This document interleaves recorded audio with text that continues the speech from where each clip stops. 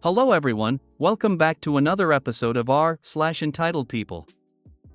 In today's episode, guy upset I didn't say thank you for holding automatic door. Stranger gets salty at not being told good morning when being walked past. Karen flips over free samples running out. Before we get started, make sure to subscribe so you will never miss a video. So let's get started. Guy upset I didn't say thank you for holding automatic door. This happened like 5 years ago, but I still think about it probably once a week. I was walking into Target, about to head in through the double-size motion-activated doors. A guy, 50s, was walking out first.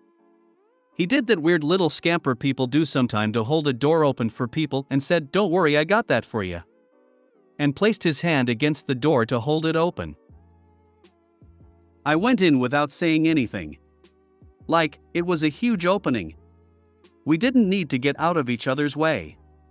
And he yells while so ungrateful. A thank you would have been nice. It's a motion-activated door. He didn't do anything. I still can't wrap my head around it. Edit: a lot of people are assuming I'm a woman.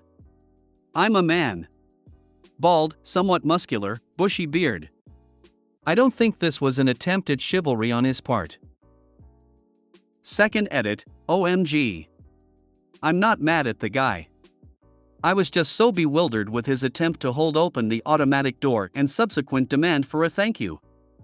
I didn't say thanks because my brain was struggling to comprehend his actions in our 3-second exchange. Good lord, this sub is toxic AF. Thanks for pretending to hold the door for me. What? Is it broken? Someone held the door open for me once. I wasn't thinking clearly because I was doing my work and focusing on it. They got really angry and said I should have said thank you and some other things I forgot, and I got to say that pissed me off. Holding the door open for someone is supposed to be an act of kindness without expecting anything in return. If you expect something in return, even a thank you, it is no longer an act of kindness but a transaction. Expectations are planned resentments. I remember once opening a door for someone who was backing up against it with 2 coffees in his hands. He didn't see me do it and nearly lost his balance because the door he was expecting to brace himself against just wasn't there. I gave myself a talking to after that. Sometimes people don't need your help, and you are giving it to make yourself the main character. That isn't helpful. I would have automatically said thank you anyway out of habit for the gesture even though it wasn't necessary. It's just 2 little words and it's the thought that counts. Stranger gets salty at not being told good morning when being walked past. Walked past a middle-aged, late 50s, guy on the sidewalk. I was listening to light music. Right as I passed him, he turned to my direction and said, "If you don't say good morning, I'm calling you a D***CK. He didn't yell this, he actually said it quite calmly. While I was listening to music, I am 99% certain that was what he said. I continued walking, without turning back. Not totally sure if this was a case of extreme entitlement, mental illness, or a guy being bored and trying to get a reaction from random people. Either way, low-key hilarious. I once had a coworker who reported me to our boss because I wasn't interested in hearing about her new couch. Yeesh, talk about main character syndrome. Bro, I had a teacher in middle school who literally would give me detention for not saying hello to her in the hallways. And at one point she gripped my arm hard enough to bruise and refused to let go even after the bell rang until I had fixed my attitude, when in reality I was just a tired kid. She got to keep her job because she was a boomer, but like, how are you going to make an 11-year-old fix their attitude by forcing them to say hello and participate in conversation with you? When my father was dying, I went to the hospital to sit with him every morning, quick stop at home to check on my daughter, sister, and niece. We all lived together, and helped get everyone ready for school, headed into work, flew to the hospital if possible during lunch, back to work, home to pick up my daughter, back to the hospital, every single day for 3 weeks.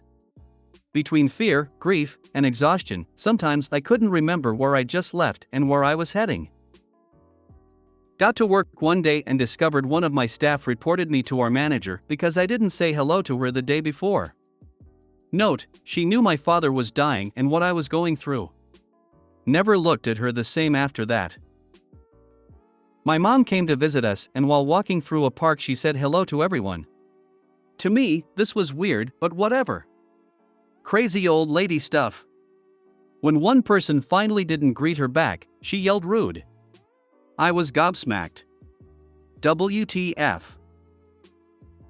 I had to explain to her that it's rude to assume every person is obligated to engage with you socially because you both exist in the same place at the same time. Most people just trying to get somewhere. Leave them to it FFS. It's not a dinner party, it's a thoroughfare. I once was sitting and eating by myself at a picnic table and a pastor of a nearby church watched me take a big bite of my sub, tell me hello, then start talking about how rude I was not to say hello back. I still laugh thinking the crazy pastor telling everyone about the rude women sitting at the picnic table eating and reading a book who didn't spit out her bite to tell him hello back in a timely manner. Karen flips over free samples running out. For those of you not familiar with the hell that is Costco on a Saturday afternoon, I will spare you some of the more insane details. Yes, I know you haven't seen your next door neighbor in 15 minutes, but please take up both sides of the aisle to have a conversation. But I thought I would share something that I witnessed today.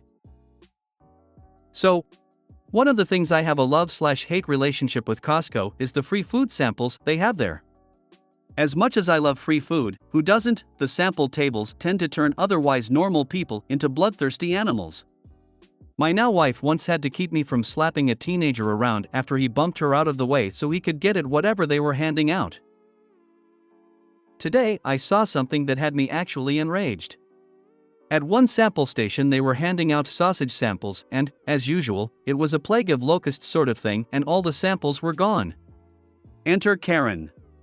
When she saw all the samples were gone, she proceeded to interrogate the young woman who was working the station, and, when she was told that it would be a few more minutes before any more were available, she lost it.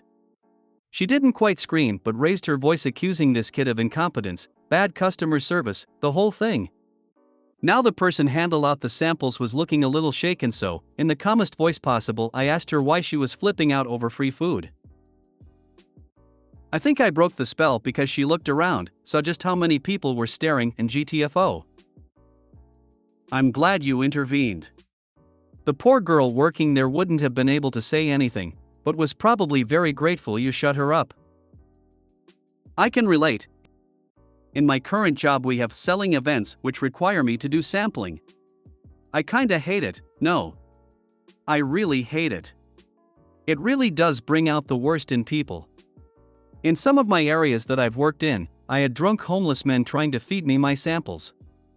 After they've basically eaten just about every sample. And, yes, I realize they're hungry, but I'm not. I've had entire families wipe out my table, but for the most part people are kind. In older communities, I find the customers just want someone to talk to. Which I'm happy to do. That part of my job? I absolutely love. Too bad you didn't video her. Make Karen famous. Nah, reserve the public humiliation for the special ones that double down when they see they're in the wrong. When my wife worked for one of the national ice cream brands, I would help her out on the community events, giving out free samples when they were launching new products, etc. I was her runner going back to the freezer truck and getting more pints as we got low. People were pissed when we didn't have cones, toppings, their favorite flavors, annoyed there wasn't any large cups. Basically, they wanted a full ice cream shop set up.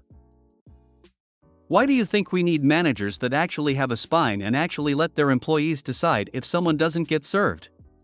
It would actually make shopping a whole lot more enjoyable for people as they won't have to worry about getting harassed by Karens.